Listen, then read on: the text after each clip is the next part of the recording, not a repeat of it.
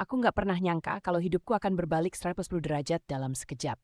Semua berawal dari pernikahan yang kuanggap sempurna. Suamiku, sebut saja dia Arya, adalah lelaki yang kupikir akan menjadi pasangan hidupku selamanya. Tampan, mapan, dan penuh perhatian. Setidaknya, begitulah selama 5 tahun pertama pernikahan kami. Kita mengenal di kampus, cinta pada pandangan pertama katanya. Kami pacaran selama 3 tahun sebelum akhirnya memutuskan menikah. Semua temanku iri melihat kemesraan kami. Kami sering disebut sebagai couple goals, panutan pasangan harmonis. Tapi di balik senyuman dan gambar-gambar bahagia yang kukemas dalam sosial media, Arya menyimpan rahasia besar. Rahasia yang kutemukan ketika tanpa sengaja membuka lasi kerjanya di rumah. Saat itu Arya bilang bahwa dia harus keluar kota untuk urusan pekerjaan. Namun ada yang janggal ketika aku membereskan ruang kerjanya. Aku menemukan sebuah amplop coklat yang biasanya hanya pengiriman bank. Satu amplop yang menyimpan segalanya. Tanpa pikir panjang, aku membukanya. Jantungku nyaris berhenti saat menemukan setumpuk foto-foto mesra Arya dengan wanita lain, jauh lebih muda dariku. Ada tiket-tiket penerbangan menuju Bali dan Bandung yang jelas-jelas bukan bagian dari perjalanan bisnisnya. Seakan belum cukup, ada pula surat cinta dari wanita itu, lengkap dengan parfumnya. Hatiku sakit, bagaikan tertusuk ribuan jarum. Semua perhatian, kata-kata manis, dan janji-janji setia yang Arya lontarkan mendadak terasa palsu. Selama ini, ternyata aku hanya tergantikan saat dia bepergian. Malam itu, aku menunggu Arya kembali. Saat dia masuk ke rumah, dengan wajah yang tampak tidak bersalah, amarahku meledak. Aku menunjukkan semua bukti di hadapannya. Wajah Arya yang biasanya tenang berubah drastis. Dia mencoba beralasan, mengatakan bahwa ini semua hanya salah paham, bahwa wanita itu hanyalah rekan bisnis yang terlalu agresif. Namun, aku sudah muak. Hatiku tak lagi bisa dibohongi oleh kalimat-kalimat klise yang dia lancarkan. Setelah hari itu, keluarganya mendadak datang berkunjung. Ternyata mereka tahu semuanya. Satu rahasia lagi yang tersingkap. Arya sudah lama merencanakan untuk meninggalkanku. Dia hanya menunggu waktu yang tepat agar bisa menikahi wanita muda itu. Kecewa? Marah? Pastinya. Tapi aku menolak menjadi pihak yang dirugikan. Aku pun mulai mengumpulkan bukti lebih kuat untuk langkah berikutnya. Menghadirkan pengacara, membuka semua fakta menyebalkan itu di hadapan hukum. Namun, sebelum langkah itu kulakan, sebuah kejutan lain datang. Ibu mertuaku datang mengaku bahwa Arya telah meninggalkan sebagian besar hartanya untukku karena merasa bersalah. Katanya ini di luar pengetahuan Arya. Dengan segenap rasa kesal dan sakit hati, kuterima juga tawaran tersebut. Bagimu mungkin terlihat materialistis, tapi itulah satu-satunya bentuk pembalasan yang bisa kuterima dari pengkhianatan besar ini. Kita semua sadar, tak ada yang menginginkan semua drama ini. Namun hidup kadang-kadang memberi kita kejutan-kejutan. Suami yang kukira sempurna, ternyata menyimpan sisi gelap yang tak pernah kuduga. Sekarang aku berdiri di atas kaki sendiri. Pelan-pelan menyusun hidup baru yang lebih tenang. Apapun yang terjadi, satu hal yang tersisa ku percaya kaum perempuan tak seharusnya diperlakukan sekeji ini. Ini semua tentang cara kita berdiri kembali setelah terjatuh. Mungkin kisahku terkesan klise, namun kurasa inilah sisi manusiawi dari hidup yang penuh intrik dan drama. Dan kepada kalian yang sedang membaca ini, berhati-hatilah. Cinta memang indah, tapi kadang-kadang bisa juga membutakan. Siapa sangka kalau acara keluarga yang terlihat damai dan bahagia bisa berakhir menjadi malapetaka yang menghancurkan. Namaku Dewi, dan hari itu kurasakan langsung bagaimana rahasia bisa menjadi bom waktu yang siap meledak. Awalnya, semua berjalan baik-baik saja. Kami, keluarga besarku dan keluarga suamiku, berkumpul untuk merayakan ulang tahun ke-70 ayah mertua. Dengan atmosfer yang hangat, semua orang sibuk bercakap-cakap dan bercanda. Di tengah meja makan besar dan makanan melimpah, kami merasa seperti satu keluarga besar yang harmonis. Tapi ternyata, di balik itu semua tersimpan kebohongan besar yang siap menghancurkan. Telah lama aku merasa ada sesuatu yang tak beres dengan mertuaku. Khususnya ibu mertua yang seringkali terlihat diam dan melamun, seakan ada beban yang ia pendam.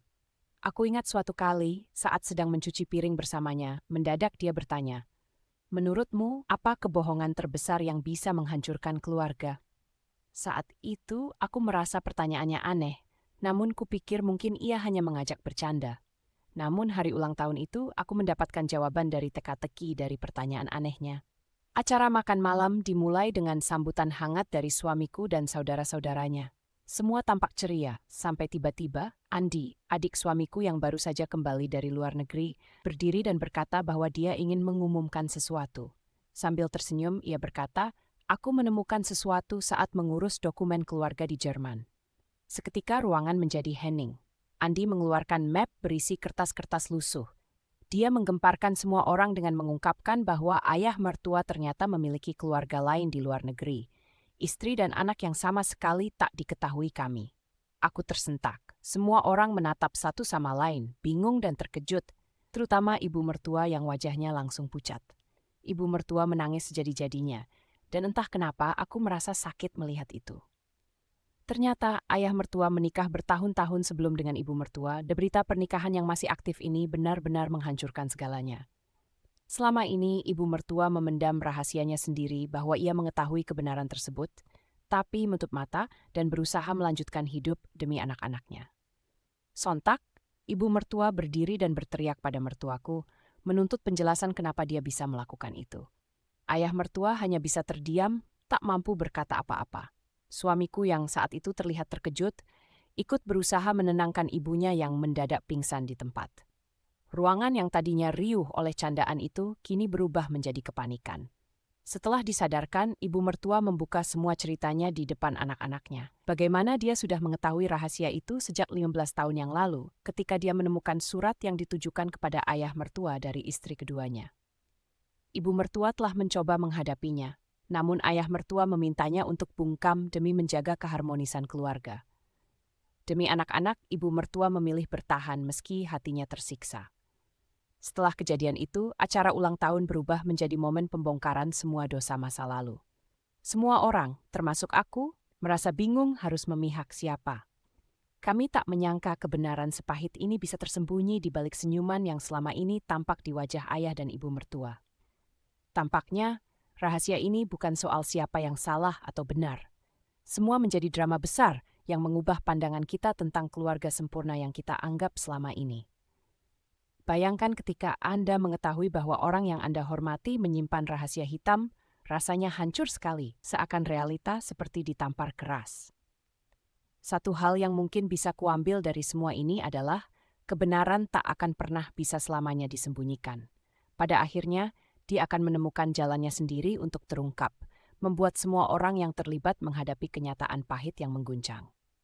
Hari itu tidak pernah terlupakan dalam hidupku. Acara yang seharusnya menjadi kenangan manis berubah menjadi hari paling traumatis dalam kehidupan kami semua. Hari ketika rahasia mertua terbongkar dan memporak-porandakan definisi kebahagiaan keluarga. Sekarang, aku hanya berharap agar kami, keluarga besar yang dulunya harmonis ini, perlahan bisa menyembuhkan luka dan menemukan cara untuk menerima kenyataan yang baru. Bukan berarti mudah, tapi tak ada pilihan selain menghadapi semuanya. Jadi untuk kalian yang membaca ini, berhati-hatilah dengan rahasia yang kalian simpan. Karena ketika rahasia besar itu terbongkar, tak hanya satu orang yang akan terluka, melainkan seluruh orang yang terlibat dalam cerita tersebut. Hai semua, aku ingin berbagi cerita yang baru-baru ini bikin hidupku jadi sinetron drama penuh kejutan. Siap-siap ya, karena cerita ini penuh dengan twist yang bahkan akan membuat matamu melotot. Sudah menjadi kebiasaan rutin setiap minggu untukku dan suami menginap di rumah ibu mertuaku. Setiap libur akhir pekan, biasanya aku menghabiskan waktu memasak bersama ibu mertua yang terkenal pandai masak. Namun, siapa sangka, momen seharusnya hangat penuh cinta malah jadi kepahitan yang tak terlupakan. Semua bermula dari malam yang tampak biasa, di mana hujan terus-menerus turun dengan lebat. Setelah makan malam sederhana, seluruh anggota keluarga memilih beristirahat lebih awal. Tapi malam itu aku lupa menaruh obat asma di mobil. Aku memberanikan diri keluar menuju garasi untuk mengambilnya. Saat aku sedang mengambil obat di dalam mobil, tiba-tiba aku melihat bayangan gelap melintas menuju arah taman belakang. Awalnya aku mengira itu hanyalah kucing, tetapi penasaran menguasai diriku. Dengan pelan aku mengikuti bayangan tersebut. Begitu aku mendekati taman, suaraku tercekat di tenggorokan. Dalam keremangan malam, kulihat seseorang sedang berdua di bawah gazebo taman. Makhluk itu adalah ibu mertuaku. Dia sedang berpelukan mesra dengan pria yang jelas bukan ayah mertuaku. Nafasku terhenti. Gila. Itu adalah rekan sekantor suamiku, pria yang sering datang bertamu. Darahku berdesir, campuran kaget, marah, dan kebingungan. ada kejutan lain. Pria itu adalah teman lama suamiku dari SMA, sering bermain kartu bersama setiap akhir pekan. Mulanya aku berniat merahasiakan ini dari suami karena berpikir dia sepertinya bisa mengancam keharmonisan rumah tangga kami. Namun, hati nurani dan rasa bersalah mulai menghantuiku. Aku merekam sejumlah bukti dari kejauhan sebagai jaga-jaga dan kembali masuk ke rumah mencari waktu yang tepat untuk membicarakan hal ini. 2 minggu kemudian, ketika suamiku pulang dari dinas luar kota, keberanian merasuki diri. Kuceritakan seluruh kejadian malam itu. Betapa terkejut dan kesalnya dia berusaha keras mempercayai kenyataan bahwa ibunya bisa melakukan hal memalukan seperti itu. Tanpa berpikir lama, kami menyusun rencana untuk melakukan hal berani. Konfrontasi. Pada akhir pekan berikutnya, kami mengundang ibu mertua dan pria tersebut untuk makan malam di rumah, seolah tidak ada apa-apa. Suasana makan malam yang diatur berkelas malah jadi awal drama sengit. Kami memulai percakapan penuh saling sindir hingga akhirnya bocorlah percakapan yang mengejutkan. Ketika suamiku dengan tegas membongkar semua rahasia yang kami ketahui di depan meja makan, wajah ibu mertuaku memucat. Tangisan memecah keheningan. Dia meminta maaf berulang kali, memohon ampun, dan berdalih atas semua kesalahan. Tapi, harga dirinya sudah terlanjur jatuh. Betapa semakin mengejutkan ketika pria itu justru mengeluarkan ancaman untuk menyebarkan fitnah jika kami mencoba mengambil tindakan atau memberitahu ayah mertua. Dia ternyata memiliki foto kompromi yang menunjukkan suamiku bersama wanita lain saat SO Jakarta bulan lalu. Aku terdiam, baru tahu bahwa dunia mereka lebih rumit dari yang bisa kubayangkan. 2 minggu berlalu setelah kejadian itu, keharmonisan rumah tanggaku memang sedikit berantakan. Aku harus belajar mengelola rasa sakit hati dan pengkhianatan yang terungkap ini. Hingga sekarang, aku dan suamiku masih berusaha bangkit dari semua ini, perlahan merajut kembali kepercayaan satu sama lain. Pertanyaanku kepada kalian, kalau kalian di posisiku, apa yang akan kalian lakukan? Semua masih terasa seperti mimpi buruk. Seolah-olah hidupku diambil alih oleh skenario sinetron absurd. Tapi, aku percaya pelan-pelan kami akan baik-baik saja. Setidak gitulah harapanku. Hai semua, aku nggak nyangka akhirnya harus curhat di sini, tapi aku merasa aku bakal meledak kalau nggak cerita soal ini. Jadi begini, aku sama suamiku udah nikah hampir 10 tahun. Semua orang kira kita adalah pasangan yang sempurna. Aku juga mikir gitu, sampai kejadian di malam minggu 2 minggu lalu. Malam itu aku sebenarnya rencananya mau ke acara reuni sekolah. Aku udah siap-siap dengan baju keren, dandan maksimal, pokoknya siap buat nostalgia bareng teman-teman lama. Tapi tiba-tiba aku dapat telepon dari temanku yang katanya acara dibatalin karena masalah tempat. Kecewa bukan main, akhirnya aku balik ke rumah tanpa kabar buat suamiku. Setibanya di rumah, suasana sepi, lampu rumah masih nyala. Aku masuk pelan-pelan, gak mau bikin ribut, niatnya mau kasih surprise ke suamiku yang pasti gak nyangka aku pulang lebih cepat. Tapi yang aku dengar selanjutnya bikin darahku langsung mendidih. Suara tawa pelan dan bisik-bisik yang berasal dari ruang tamu kami. Deg-degan bukan main, aku jalan mendekati ruangan itu, dan betapa terkejutnya diriku. Suamiku, orang yang selama ini aku percaya sepenuhnya, sedang duduk mesra dengan wanita lain. Perempuannya itu ternyata rekan kerjanya. Ya ampun, badanku langsung lemas. Tanpa berpikir panjang, aku langsung nyalain lampu dan konfrontasi mereka. Suamiku langsung pucat pasi, sementara wanita itu malah senyum sinis seolah menantang aku. Marah dan sakit hati bercampur jadi satu di dadaku. Tapi aku nggak mau terjebak dalam emosi sesaat. Malam itu, akhirnya aku minta penjelasan. Suamiku hanya bisa minta maaf, alasan klasik yang klise, katanya karena tekanan kerja jadi cari pelarian. Perempuan itu entah karena berani atau memang gak punya malu, malah bilang kalau dia yang selama ini membantu suamiku mengatasi stres. Sakit sekali dengarnya. Semua kejadian malam itu bikin aku sadar, ternyata ada banyak tanda-tanda yang selama ini aku abaikan. Pulang larut malam, telepon yang tiba-tiba dimatikan saat aku datang, dan berbagai alasan yang aneh. Aku dibutakan oleh rasa percaya.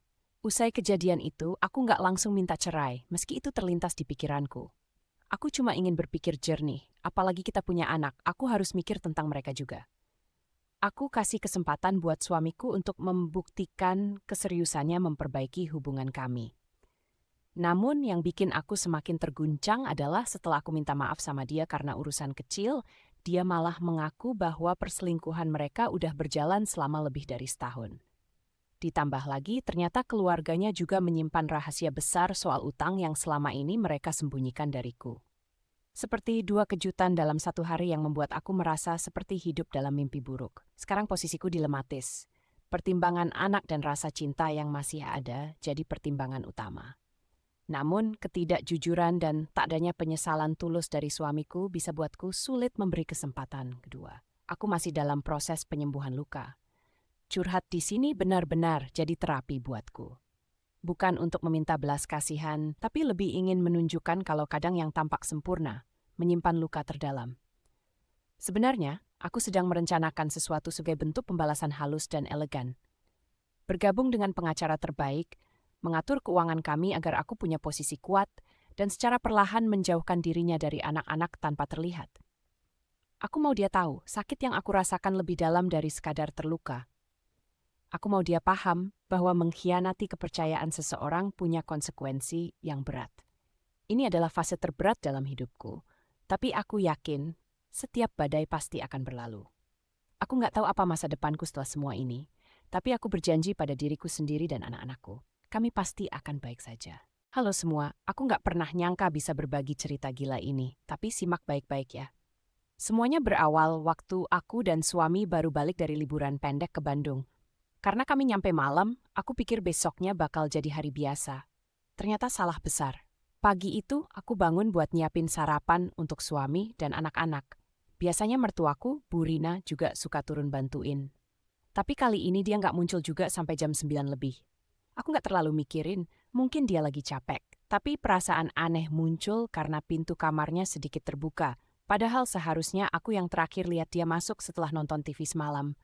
Rasa penasaran bikin aku nekat ngecek. Aku buka pintu pelan-pelan dan bayangin detak jantungku melonjak begitu aku masuk. Di dalam kamar aku lihat mertua basah kuyup nangis terisak-isak dengan ponsel di tangan. Dinding kamar yang sebelumnya tenang jadi saksi betapa hancurnya perasaanku saat itu. Setengah penasaran, setengah takut apa gerangan, aku manggil dia. Tanpa diduga, dia cerita semua. Bisikan dari mulutnya menghantamku kayak petir di tengah hari bolong. Ternyata ada perselingkuhan yang selama ini dia pendam sendiri. Bukan dengan sembarang orang, tapi sama bosnya. Alasan dia basah kuyup bukan cuma karena air mata, tapi juga air bekas cuci muka dan mandi berulang-ulang kali semalam. Bu Rina bilang dia merasa kotor dan mencoba membersihkan dirinya. Rasa muak bercampur terguncang menggelayutiku. Tanpa menunda, aku samber handphone yang tergenggam di tangan Bu Rina. Aku tadinya pengen lihat segala pesan bukti dosa-dosa mereka, tapi saat kulihat telepon yang barusan masuk, astaga, suamiku sendiri yang nelpon. Tiba-tiba semua jadi masuk akal. Mertuaku nangis sesenggukan karena dia takut aku bakal tahu skandal keluarganya yang lebih besar. Detik itu juga aku menyadari, ringkikan pesan-pesan bos tadi pagi yang berusaha menenangkan ibu mertuaku hanyalah puncak dari gunung es. Suamiku yang aku kira nggak tahu apa-apa, ternyata sudah bersekongkol untuk melindungi rahasia keluarganya. Aku merasa seluruh dunia runtuh. Di hari yang sama, suasana rumah jadi menegang. Suamiku akhirnya tiba dari kerja dan langsung tahu dari gesturku kalau ada yang nggak beres. Aku nggak sabaran, jadi langsung kutanyakan, kok mama bisa sampai begini, Mas? Dia kaget, lalu perlahan menjelaskan dengan air muka paling kalemnya kalau dia sudah tahu soal ini sejak lama, tapi nggak bisa cerita, takut sakit hatiku. Katanya lagi, awalnya dia cuma pikir itu sekadar perhatian bosnya ke mertua, sebelum akhirnya jadi lebih dari itu. Memang, uang transferan dari bos yang selalu bikin rekening keluarga gendut nggak seimbang dengan ucapan terima kasih. Malam itu, untuk pertama kalinya dalam hidup, kami bertiga duduk saling berhadapan tanpa keluarga besar atau alasan-alasan yang hambar. Kami bicara, emosi, dan tangisan mencuat keluar. Aku yang paling gak bisa nahan diri hanya bisa mengungkapkan kekecewaan. Mertuaku hanya bisa pasrah, dan suamiku kekeh merasa jadi mediator. Setelah 3 jam pembicaraan, kami putuskan untuk mengakhirinya dengan kesepakatan. Mertuaku berjanji balkat hubungan dengan bosnya, meski ini berarti dia harus menjauh dari rejeki instan. Bagiku, itu harga yang harus dibayar untuk kesejahteraan mental kami semua. Suamiku, yang ternyata sejak awal hanya berniat baik, merasa lega meski harus lebih kerja keras menafkahi kami. Tapi, keretakan keluargaku sudah jelas, meski diperbaiki, bekasnya akan tetap ada. Sampai cerita ini kuberikan, aku masih dalam tahap menerima realitas. Terkadang aku melihat Bu Rina menangis di sudut rumah, meski dia berusaha tersenyum di depanku dan keluarganya. Aku hanya bisa memberikan ruang karena jujur, sakit hatiku belum kunjung pulih. Demikianlah curhatan ini. Gila memang, tapi kadang hidup memang sekejam dan serandom ini buat orang kayak aku. Ini kisah nyata yang benar-benar menggetarkan hati dan membuka mataku terhadap sisi gelap hubungan keluarga. Namaku Maya, dan aku ingin berbagi cerita bagaimana mertua bisa menjadi musuh dalam selimut menghancurkan kebahagiaan rumah tanggaku. Semuanya bermula ketika aku menikah dengan Ardi, pria luar biasa yang kutemui saat kuliah. Ardi berasal dari keluarga yang cukup mapan, sementara keluargaku hidup sederhana. Awalnya, ibu mertua, Bu Ratna, sepertinya menerima aku dengan baik, meskipun dia selalu memberiku tatapan dingin yang tidak bisa kujelaskan. Setelah beberapa bulan menikah, Bu Ratna mulai sering mengomentari cara saya mengurus rumah. Dari masakan yang katanya terlalu pedas untuk lidah orang kota hingga cara saya mengasuh anak pertama kami, Dito. Namun, puncak dari semua ini terjadi ketika dia mulai ikut campur dalam keuangan kami. Suatu pagi, saat saya tengah menyiapkan sarapan untuk Ardi dan Dito, Bu Ratna menelepon saya. Dengan nada suara manis, dia mengatakan ingin tahu soal rencana keuangan kita. Katanya sekadar ingin membantu. Sebagai menantu yang ingin menjaga hubungan baik, saya pun menjelaskan. Seiring waktu, saya baru menyadari bahwa Bu Ratna mulai mengarahkan Ardi untuk melakukan investasi-investasi aneh yang menurutnya akan menguntungkan. Ternyata, ibu mertua sudah bersekongkol dengan salah satu teman Ardi untuk menjebaknya dalam sebuah proyek bisnis fiktif yang merugikan kami puluhan juta rupiah. Tidak berhenti sampai di situ, Bu Ratna juga berusaha memisahkan kami dengan gosip murahan. Dia mengatakan pada seluruh keluarga besar bahwa saya adalah istri yang boros dan hanya mengincar harta suami. Tidak pernah dalam hidupku merasa sejatuh ini. Reputasiku hancur di depan keluarga besar Ardi. Kemarahan dan kebencian yang selama ini kutampung, akhirnya memuncak pada satu pertemuan keluarga. Saya memberanikan diri untuk berdiri di hadapan mereka semua dan mengungkap kebohongan Bu Ratna. Dengan tangan gemetar, saya pamerkan semua bukti transfer palsu dan percakapan Bu Ratna dan teman Ardi. Ardi shock, dan untuk pertama kalinya dia berdiri di pihakku saat berhadapan dengan ibunya. Ardi mengutuk tindakan ibunya dan memutuskan untuk menjauh dari ibu kandungnya, setidaknya sampai semuanya membaik. Sekarang, meskipun keluarga kecil kami masih berusaha untuk memperbaiki keadaan, terutama trauma emosional yang dialami, aku merasa lega karena bisa terbebas dari racun yang hampir merusak kebahagiaan kami. Semoga kisah ini menjadi pelajaran bagi siapapun yang membaca. Percaya pada intuisi dan jangan takut untuk berbicara demi mempertahankan kebenaran dan kebahagiaan. Hati-hati dengan campur tangan orang luar, bahkan sekalipun mereka keluarga dekat. Hai semua, gue mau cerita soal kejadian drama yang baru-baru ini menghebohkan kampung gue. Ceritanya bikin emosi, seperti nonton sinetron Korea Makjang. Jadi, duduk yang tenang dan siap-siap emosi ya. Awal bulan lalu ada kabar mengejutkan soal Mas Randi, salah satu warga kampung yang selama ini kita kenal baik dan selalu tampil rapi. Ternyata, dia terjerat hutang judi sampai ratusan juta. Gue kaget banget, nggak nyangka pria yang sering jadi imam sholat di surau bisa terlibat hal seperti ini. Jadi gini ceritanya. Dulu, hidup Mas Randi sebagai kontraktor lumayan mapan. Tapi siapa sangka, bisnisnya pelan-pelan kolaps.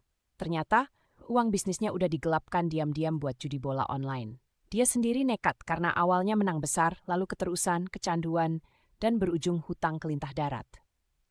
Yang bikin tambah panas, ternyata istri Mas Randi, Mbak Lina, juga punya hubungan gelap dengan Pak Darmo. Pak Darmo, kepala kampung kita, yang ternyata adalah otak di balik jaringan judi di kampung.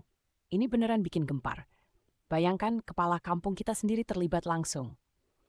Skandal ini bukan cuma soal judi, tapi juga ada selingkuhan di dalamnya. Iya, kalian nggak salah baca, hubungan antara Mbak dan Pak Darmo ternyata udah berlangsung lama. Dari sumber yang dipercaya, ternyata mereka mulai selingkuh saat Mbak Lina mulai curhat soal masalah ekonomi keluarganya pada Pak Darmo. Entah kenapa Mbak Lina merasa lebih dimengerti sama Pak Darmo dan akhirnya mereka terlibat hubungan terlarang. Apa yang ngejutnya lagi, ada saksi mata yang bilang pernah lihat mereka masuk hotel bareng di kota sebelah. Ampun dah, drama ini bener-bener hot dan bikin ngomongin kampung seharian penuh. Ngomong-ngomong soal Mbak Lina, sebelum skandal ini terkuak, Dia masih sempat pamer tas baru dan perhiasan mahal yang ternyata dihadiahkan oleh Pak Darmo. Ya ampun, kita semua ngira uang itu dari judi, tapi ternyata belakangan baru ketahuan kalau Pak Darmo udah sponsori Mbak Lina selama ini. Masalah makin besar ketika warga semakin banyak yang tahu dan mulai nanya kwitansi pembangunan kampung yang gak pernah selesai-selesai. Ternyata uang pembangunan juga digelapkan sama Pak Darmo buat judi dan hadiah buat Mbak Lina. Lemasku. Warga yang emosi karena tahu kampungnya jadi korban akhirnya bergerak buat lapor ke polisi. Nah, kalian tahu nggak apa yang terjadi berikutnya? Ternyata saat Pak Darmo tahu kalau warga bakal melaporkan skandal ini ke polisi, dia kabur meninggalkan kampung malam itu juga. Benar-benar pengecut. Dan lebih mengejutkan lagi, Mbak Lina juga kabur malam itu. Gosip di kampung bilang kalau mereka kabur ke luar negeri. Pasar kampung kami hari itu rame banget. Semua orang ngomongin soal kaburnya mereka. Tapi malah ada salah satu orang tertawa sinis sambil bilang kalau selingkuh mereka pasti bakal bubar. Nggak ngerti lagi gue sama logika orang-orang kadang suka nyindir gitu. Sampai sekarang, kampung kita masih nunggu kabar dari polisi. Untungnya setelah kejadian ini, Mas Randi bertekad buat berubah dan mulai aktif di kegiatan sosial kampung lagi. Semoga ada titik terang buat dia dan bisa memperbaiki hidupnya. Drama ini belum selesai, teman-teman. Masih banyak yang harus digali soal siapa aja yang terlibat dan betapa besar jaringan judi ini. Tapi satu yang pasti, satu kampung udah cukup emosi dengan kejadian ini. Jadi, menurut kalian gimana? Apa harapan kalian buat skandal ini? Gue cuma bisa berharap semua segera ada penyelesaian yang baik, bukan cuma buat Mas Randi, tapi juga biar kampung kita bisa berfungsi normal lagi. Punya pengalaman menarik, seram, atau menyedihkan? Kirimkan cerita kalian kepada kami melalui email atau kolom komentar. Jangan lupa untuk like dan subscribe. Sampai jumpa di video berikutnya.